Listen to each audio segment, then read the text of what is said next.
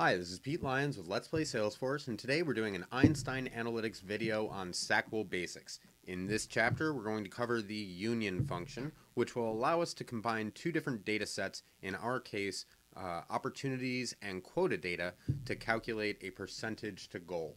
So I'm logged into my Trailhead org, and we're ready to get started. Now, the first thing that I'm going to do is I'm going to create some very simple steps here to kind of get the ball rolling and do a lot of this SAQL work for me. So first, I'm ultimately going to want to group everything by start date year, start date month.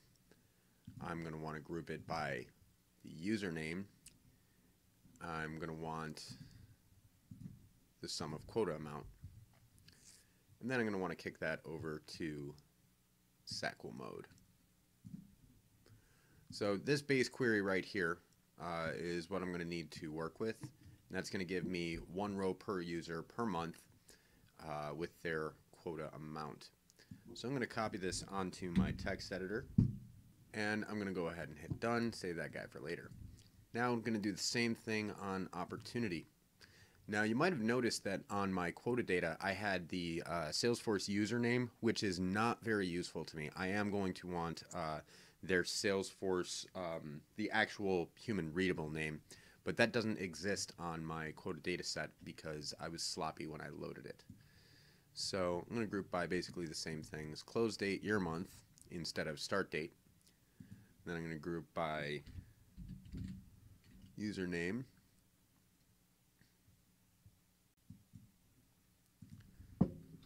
Then I'm going to group by opportunity owner. And I'm going to switch this to the sum of amount. Switch to SAQL mode.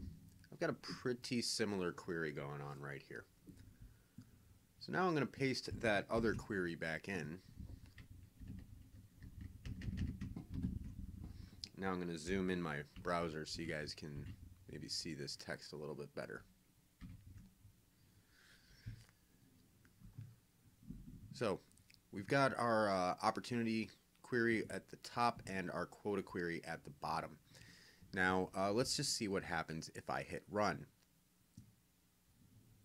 Well, it switched over to my quota query because right here on line 8 we redefined Q as loading the plain quota. We haven't done any kind of union or anything. So the first thing I'm going to do is swap out my variable names so that they're not the same. Call my Oppty dataset Oppty, and normally I would do this in Notepad++, and I would do a find replace for Q space. And the reason why you want it to be Q space and not just the letter Q is because otherwise this Q in owner unique username, that would also get replaced. And that owner.unique username is the owner's name field. The reason why it says owner unique username is in the instance that you have two different users with the same name, it'll also append on their username. So just nice little behind the scenes thing that SalesWave does, so you don't end up combining rows for two different users that just happen to have the same name. And I have actually seen this happen. So now I'm going to do the same thing, and I'm going to swap out my variable name. Instead of calling it Q on my quota data set, I'm going to call it quota.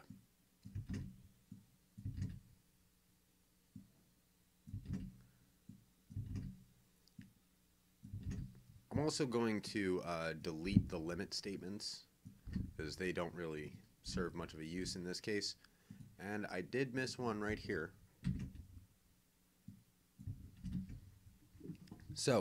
So far, we have two queries that are pretty much independent of each other. It's ignoring everything but what's going on down at the bottom, and because we never actually tell it what to do with Oppty after we order it.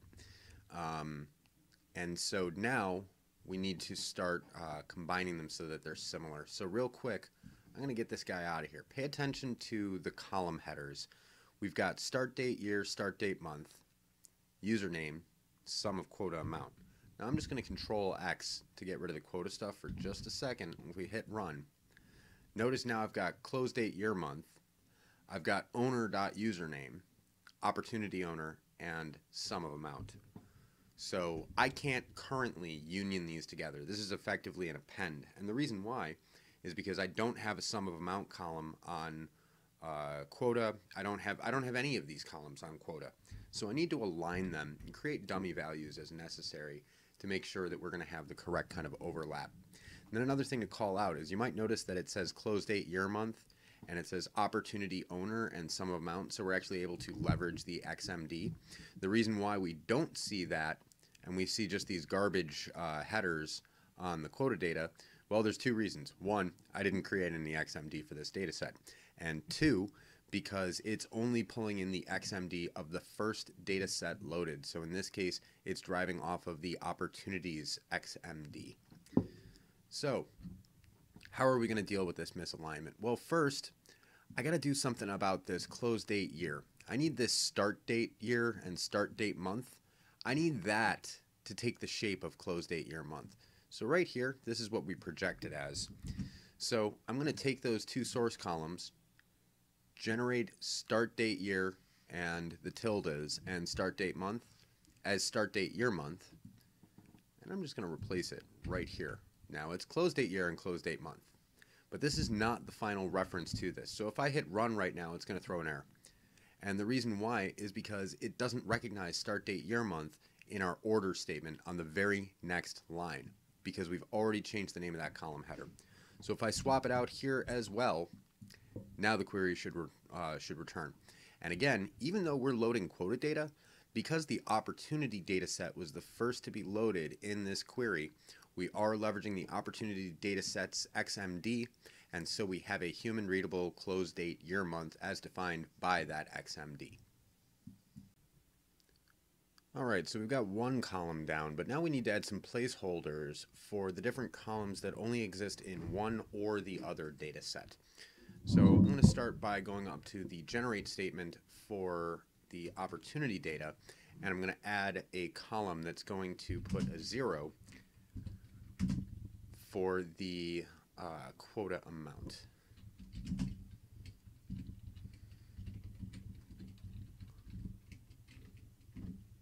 Now notice that I've got this prepended with the sum underscore. It's because we have to recognize how aggregate functions really work. Because we are grouping by Oppty close date, year, month, owner name, and owner unique name, for each unique combinations of these, we're going to have one row in our final output. So we're looking at our quota data right now. That's only being grouped by start date, year, start date, month, and username.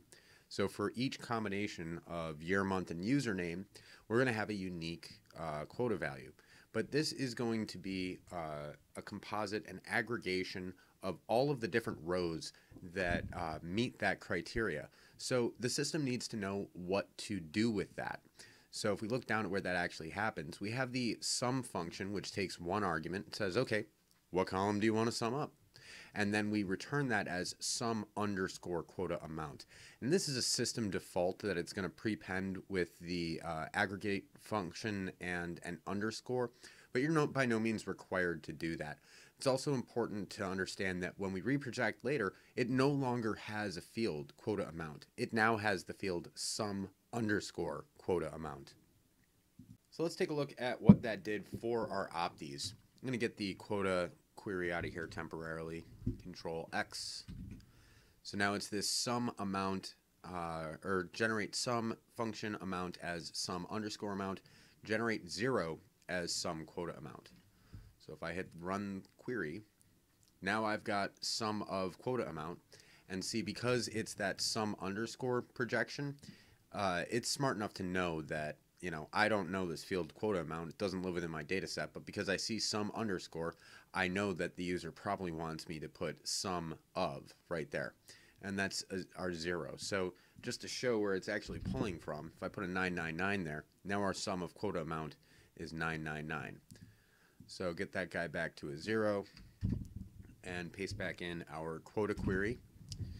So now let's do the same thing on quota so that we have 0 for a sum of amount.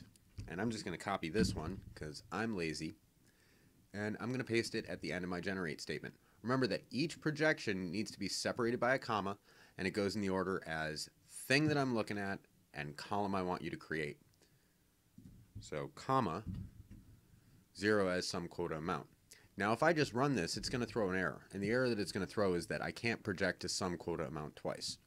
So just good to know, but we're not actually trying to do that. We just want sum of amount, because this is going to be a placeholder value for what we have on opportunity. Now we also need to address the fact that opportunity has this owner.unique username field that does not exist, and we're going to go down here and add that also at the end of our projection. So I'm just going to add a hyphen for now. Oopsie. Hyphen as owner.unique username. Let's see if I can get that hyphen there. All right, so now I have an opportunity owner. Next, what else do we need to do? We need, I think that might be all we need. I'm going to, another thing. In my quoted data set, this column username is just called username. But in my opportunity data set, it's called owner.username. And that's just not going to work for me. I need my column names to be the same. Even if they contain the same data, they must have an identical name, or the system is not going to recognize that there's the same column. So right here, I've got generate owner.username as owner.username. So that's where I'm going to make my correction. Owner.username is the source column. I want to output that as username.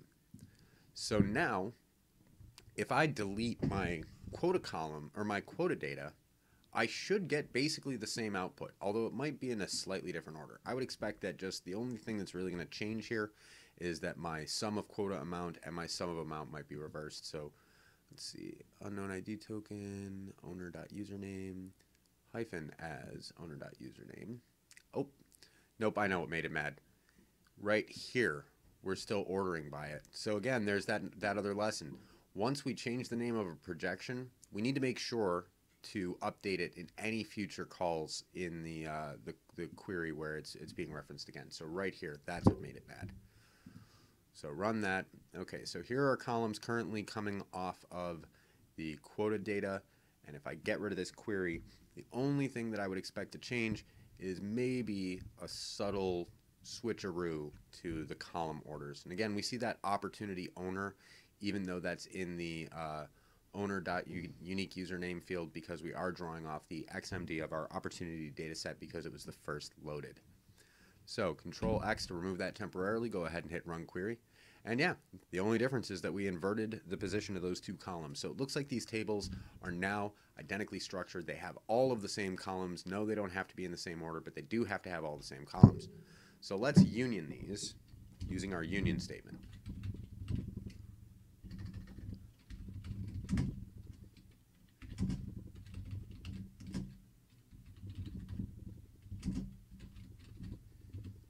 Now we're not done yet, not by any means. But what happens if we hit the run button? Well, it doesn't look like anything happened, or did it? Let's scroll all the way down here. There we go. Our quotas are now appended to the bottom of our opportunities, and let's see if we can find the exact moment where it happened. Probably halfway down the slider, I guess that would make sense. So look at this. This is where our opportunities stopped and our quotas started. But hey, I'm still grouping by all the same things. Why isn't it just joining together naturally? Well, when we group, we flatten down to one row per the minimum grain of grouping. So in order to get these together again, it now sees two rows for each. For every, for April of 2016, for trailhead 18 dot whatever this is, I've got two different rows now, and I'm going to need to regroup them in order to flatten that back out and reproject. So I'm going to take the grouping statement from the quota row. I'm going to put it down here. I'm going to say final equals group quota by all, group quota by start date year, start date month, and username. Now, why did I pull it off of quota? Well, the reason why is because we're going to have to figure out what to do about the fact that we're going to have different values for opportunity owner and as it's coming off the opportunity and as it's coming off the quota. And I want it to pull the real name, not that hyphen. So we're going to address that in the projection. We'll do it last though. So let's get everything else into place. Now, up until now, when we do our original projection, we have to concatenate our dates together. So I've got to do start date year and a bunch of tildes and then start date month. Well, we don't need to do that now because we've already created a field called close date year month. So I'm just going to grab that guy. We're going to freehand our generate statement here. So final equals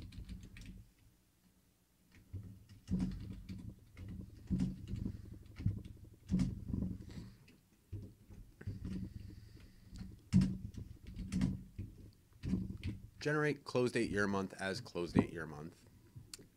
Oh, and I am going to need to swap this out because I'm calling it close date, not start date.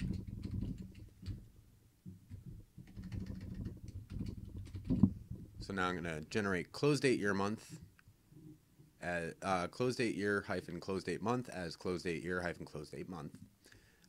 Next thing I'm going to need is sum of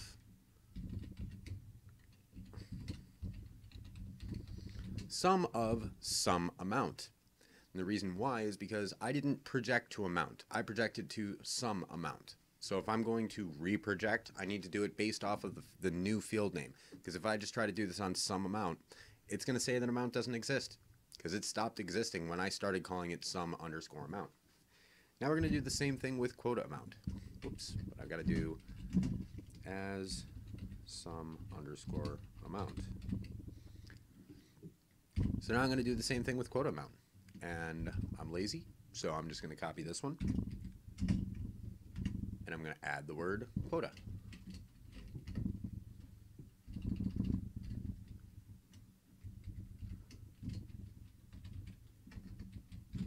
Some quota amount as some quota amount. And now here's where we get the fun one. My opportunity data is currently above my quota data. And what determines that is in this union statement, I said union opti, then quota. So if I am to iterate through two rows of the same user, first I'm going to get my opti row, then I'm going to get my quota row. So when I generate my opportunity owner or my unique username, that's where I'm going to pull it from. So if I use the first function, this allows me to aggregate a non-grouped dimension in a grouped query. And the name of the field is right here. So give me the first owner unique username as owner unique username. And then since we're already grouping by username, honestly, I don't even really need to see their username anymore. So I'm not even going to bother to project to it. So now let's see if this got everything to the same row. And if it did, my expectation is that I should have a column for close date year, a column for opti owner, a column for sum of amount, and for sum of quota amount, and that neither of these should be 0. Unknown ID token close date year. Where am I doing it? Ah! Remember what I was saying about once you create a column, if you don't pull in that original old source column, it doesn't exist anymore? We can't group by close date year or close date month because those don't exist in our table at this point.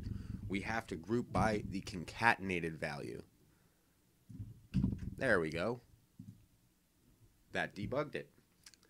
So, still not too thrilled here. Something's not going quite right because my opti owners are null, and that would be coming from the quota.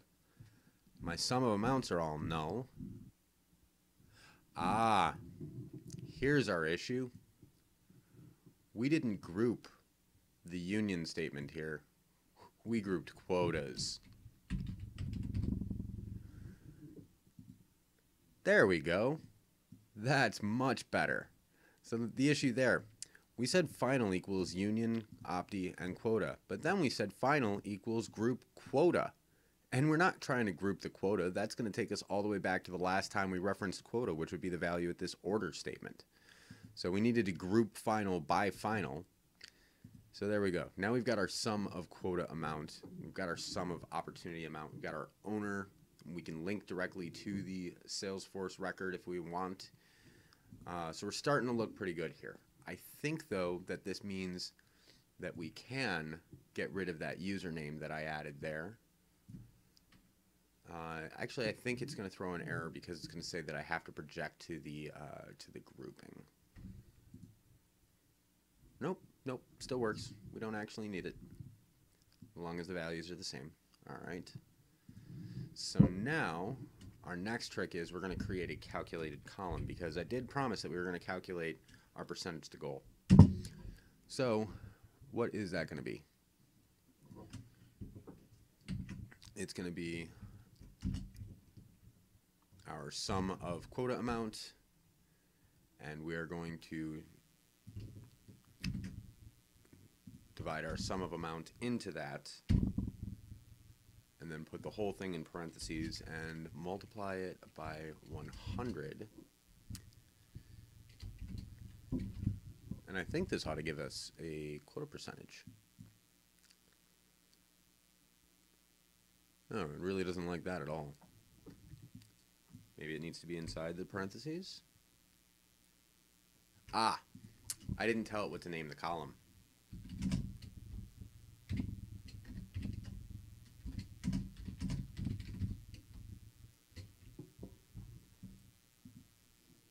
There we go. 133% to goal. So let's look at the values that we've got here. I'm at 1.8 million is my quota, and I'm at 2.4 million. So I'm inclined to believe that, yeah, that's valid, because a third of 1.8 would be about 600K, and if you add 600K to 1.8, that puts you in around the 2.4 million range. So what else do I want to do about this? Now, I could go into dataset fields and add a derived column to say that I want to project this as a percentage, but I just want a quicker win, so I'm just going to truncate after the second decimal place. Go ahead and run that query. There we go. That's starting to look pretty nice. So we're almost done here. I'm feeling pretty good about this one, but I see that I've got my multiple data sets down here. But I've got this ominous feeling that when I try to put this on the screen, it's not going to work. Thank you, Spring 18. And now I am going to complain that this is a little bit of annoying, of an extra step to have to do, but at least we know a clear path forward on this one. Thank you, Danny Lai. This is actually a good feature. There's a great doc on column map. Just answered a comment on a different video earlier today about this one. But basically, if we go into our dashboard JSON here, this is the column map of the original query that we had created with this step before we went and edited the SAQL manually. So it's calling out what fields are trellises, what fields are dimensions, and what fields are measures. You know what? This is messing up my day. This is what's doing it. This is why it's saying I've got to have at least one measure, because it has no idea what we're talking about here. We're just not really doing this anymore. So I'm just going to go like this. Don't need it. Syntax error. It's because I deleted. When you do that, make sure you delete the correct number of curly brackets. So it opens on line 104. It closes on line 113. That's what we're going to delete. Get rid of the comma and hit Donezo. Now, is it going to work? There we go. So from here, this is just like anything else. You can reproject to whatever visualization type you want. You know, you can choose, you can mess with some of the options and tweak which ones you are and are not going to show. Like, for example, I don't necessarily need the quota amount anymore. So all I would do if I wanted that to drop off is I would just remove it from my projection, since I'm only using it for calculative purposes. And now I'm only going to have those two. And, you know, I can go and change around my visualization type. And depending on this, you know, column mapping, I might have to do some tweaks. It might throw an error on me or two, but I think a combo chart might be good for this one. There, yeah. Or can we get a time combo? There's our time combo. That's kind of cool. And we can just play around with the different visualization types from there. So the last thing I wanted to do is just kind of review and recap what we did in the most basic and primitive way possible. So I'm going to start by creating a step on my opportunity data set. By default, it's going to give me count of rows grouped by all. When I look at that in my SAQL editor, it's extremely primitive, very simple query. I'm going to get rid of the limit statement. Next thing that I would do is basically just clone this and derive it off of my plain quota data set.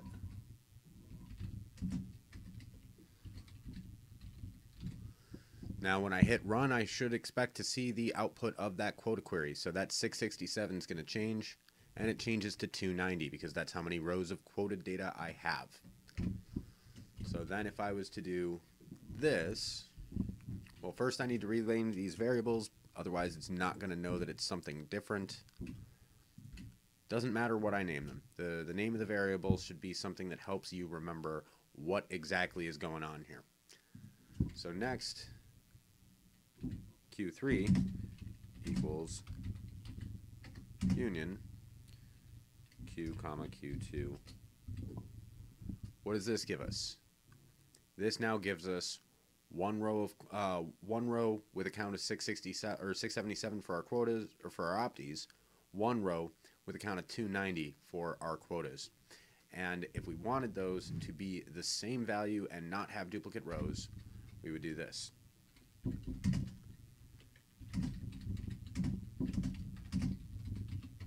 We have to regroup and then reproject. But now we can't use that count function again because we already did it. And if we just do a count, we're only going to get 2.